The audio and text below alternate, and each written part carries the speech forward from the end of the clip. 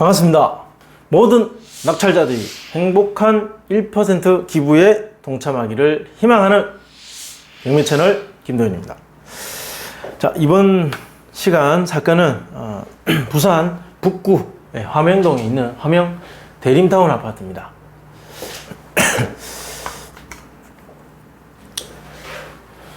보시면 사건 번호 2018 타경 105,874호 부산 지방법원 서부지원 서부지원 사건입니다.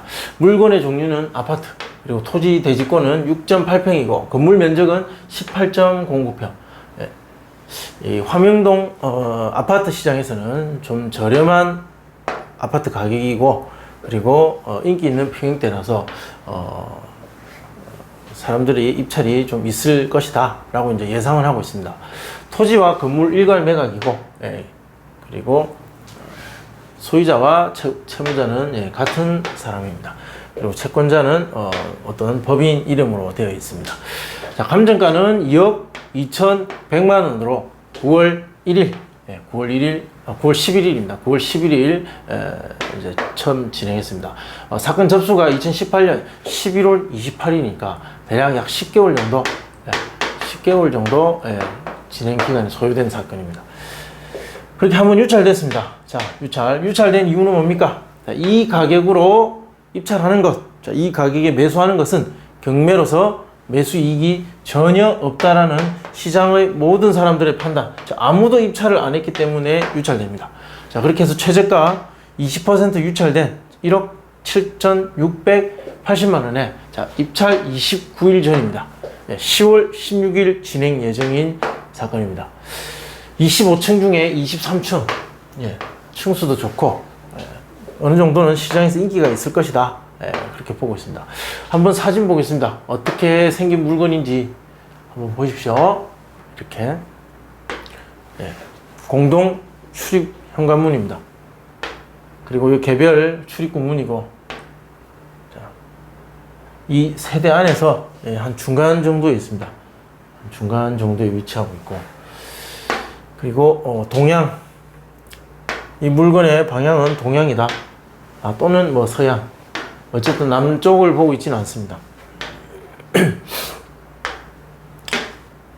자, 그런 상황이고, 누가 점유하고 있는지 보겠습니다. 임차인은 조사된 임차 내역이 없다라고 되어 있습니다. 임차 내역이 없다. 자, 그러면 매각 물건 명세서 한번 보겠습니다.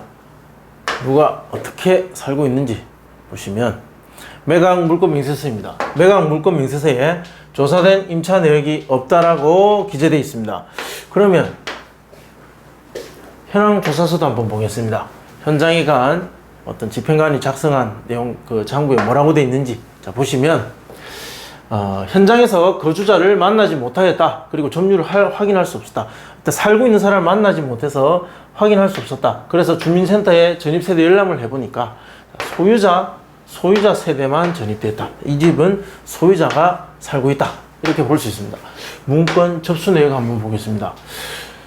이 접수 내역을 보는 이유는 어떤 이해관계자들이 이 사건에 어떻게 개입하고 있고, 낙찰자가 낙찰을 받는다면 어떤 이해관계자와 분쟁이 발생할 수 있을 것인지 사전에 한번 확인해보는, 한번 살펴보는 겁니다. 보시면 임차인이 있거나 점유권으로 다툼이 있을 만한 사람은 없습니다. 그냥 감정평가서 제출됐고, 현황보고서 제출됐고, 그런 내용밖에 없습니다. 미납 교부 청구서, 교부 청구, 현황조사 보고서, 당사자 표시 정정 신청서, 이런 내용들 밖에 없습니다. 그러니까 낙찰 받는다고 해서 극단적인 분쟁이 있을 것 같은 이해관계자의 흔적은 보이지 않는다. 자, 이렇게 말씀드릴 수 있습니다.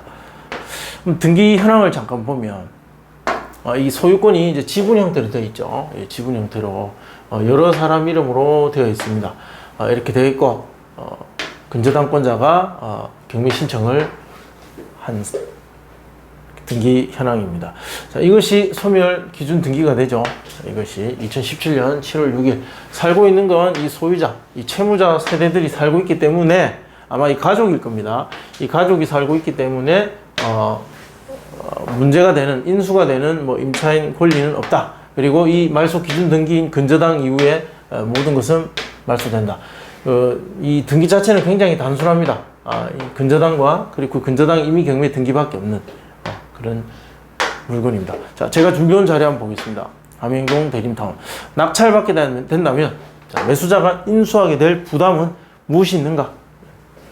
등기사항 보셨겠지만 아주 단순한 권리관계 있고 권리자는 근저당권자밖에 없었습니다. 낙찰받음 인수할 등기 기재사항은 없다. 자, 입찰가와 명도에 영향을 줄 수 있다. 무엇이? 이 관리비 줄 수 있죠. 채무자가 직접 거주하고 있기 때문에 이 사람들의 어떤 관리비 연체가 명도에 충분히 영향을 줄 수 있으니까 사전에 관리비 연체 여부와 그리고 그 금액을 확인할 필요가 있다. 자, 그것을 말씀드린 겁니다. 각종 공과금은 뭐 관리비에 포함인지 아닌지 뭐 그런 건 관리실에 한번 확인해 보시면 됩니다. 조사된 임차 내역은 없고 주민센터에 전입세대 열람을 하니까 소유자 세대만 있다. 그러면 명도를 어떻게 할 것인가? 점유와 관련된 문제를 어떻게 해결할 것인가? 자, 인도명령 신청하겠죠? 대상자는 소유자, 채무자 세대입니다. 잔금 납부 1에서 약 3개월 정도면 명도가 되고 강제 집행을 한다면 뭐 평수가 있으니까 한 250 정도 예상이 됩니다. 그러면 250만 원 이하에서 협의할 것을 권장한다. 즉 250 정도 수준에서 이사 비용을 주고 내보낼 수 있다면 그렇게 하시는 게 좋다. 뭐 보통 250까지 잘 안 주죠. 뭐 100, 뭐 150, 뭐 이렇게 협의하는 경우가 많습니다. 그러나 이제 안에 점유하고 있는 사람의 사정, 상황, 그리고 뭐 금전 어떤 경제적 상황, 뭐 이런 것들이 영향을 미칩니다. 그런 것을 다 감안해서 협의를 하게 되실 겁니다. 그래서 어쨌든 250만 원 넘지 않는 범위에서 협의가 된다면 그 돈을 주고 내보내시는 게 최선이다. 명도 소송 가능성은 희박하다. 이렇게 말씀드릴 수 있겠습니다. 이제 얼마 정도 쓰면 될 것인가? 이 경제적 가치를 확인하기 위해서 시장 매물 확인해 봅니다. 동평형대 물건입니다. 1억 9천. 고층이죠. 25층 중 20층 1억 9천. 뭐 1억 7,200도 있습니다. 이 건물의 그 아파트 부지 안에서의 위치, 도로의 접근, 기타 등등이 영향을 미칠 거라고 보고 있고, 그리고 인테리어 상태는 더 큰 영향을 미칠 거라고 봅니다. 3천만 원 정도의 갭을 두고 있습니다. 그 중에 우리 경매에 나와 있는 물건은 이렇게 1억 7천대의 물건, 1억 7천에서 8천 정도의 물건이 유사한 거래 가치가 아닐까 봅니다. 자, 그러면 같은 평형대 물건 실제 거래 사례를 보면 이게 2018년입니다. 2018년 봄쯤에 초에는 뭐 2억 3천, 뭐 2억 2천 이렇게 있습니다. 그러니까 저가가 2억 정도고 고가는 한 2억 3천대 이렇게 3천만 원 차이를 두고 있다가 지금 이제 2019년 와서는 거래 사례가 별로 없고 이렇게 2억 밑으로 저층은 떨어지고 2억 3천대의 거래 사례는 없습니다. 거래 사례가 거의 없는 거죠. 지금 거래가 별로 없는 상황입니다.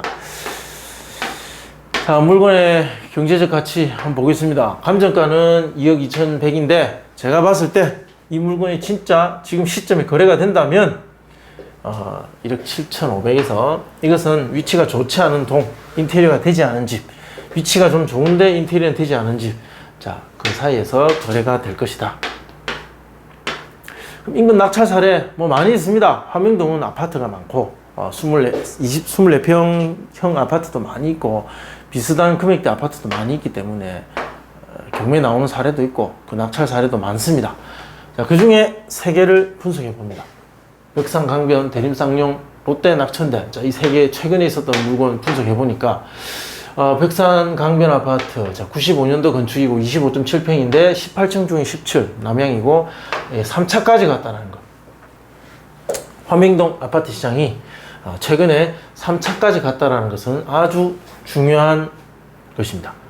물론 이 물건 같은 경우는 감정된 시점이 오래됐기 때문에 현재 시세하고 차이가 많이 났을 수 있습니다. 살펴보시면 이 사건은 변경이 돼가지고 낙찰 시점까지 시간이 굉장히 많이 지연된 사건입니다. 그래서 3차까지 유찰됐을 수도 있다. 저는 이렇게 보는데 어찌됐든 이 3차까지 유찰됐다라는 것 하나, 그리고 16대 1이라는 것 하나, 이것을 봅니다. 자, 16대 1이라는 것, 가격만 싸다면 함영동 아파트 시장은 여전히 수요자들의 수요자들의 매수량이 충분히 있는 시장이라는 것. 대림 상용 아파트 2차까지 유찰되고 2대1이었다는 것. 아파트 금액대가 감정이 4억대 아파트이기 때문에 2대1 정도.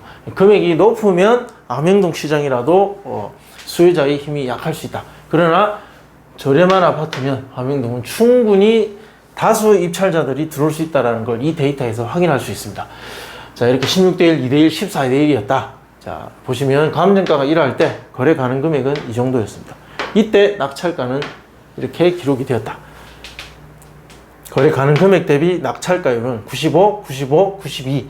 자, 이것을 가중 평균 구하니까 94.88 정도 예상이 된다. 자, 매도가 1억 7,500만 원, 하한가를 적용해 보니까 1억 6,853만 원이 저는 예상이 됩니다. 그리고 상한가를 적용하면 1억 7,800. 즉, 우리 최저가는 이 금액 사이에 있습니다. 따라서 이 금액대, 자, 이 금액대가 유력하지 않을까. 결국은 현재의 최저가를 살짝 넘어서는 금액에서 높지 않은 경쟁률, 그러니까 한두 명, 많아봐야 3명, 뭐 이런 경쟁률에서 현재의 최저가를 살짝 넘어가는 금액에서 낙찰이 될 것 같다.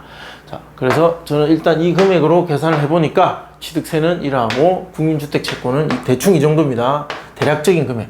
자, 등기 비용, 그리고 이사 비용, 이것은 꼭 감안하고. 자, 이렇게 했을 때 1억 8,275만 8천 원에 정리가 될 가능성이 가장 높다. 자, 이렇게 말씀드릴 수 있겠습니다. 자, 이렇게 예상 낙찰가를 분석하는 가장 중요한 포인트는 무엇이냐? 다른 사람들의 생각을 읽어서 자, 지금의 사건에 대입한다. 입니다. 자, 시청해 주셔서 고맙습니다. 궁금하신 점은 댓글로 남겨주시면 답변해 드리겠습니다. 자, 궁금하신 점은 좀 구체적으로 남겨주시면 고맙겠습니다. 자, 답변하기 쉽습니다. 자, 감사합니다.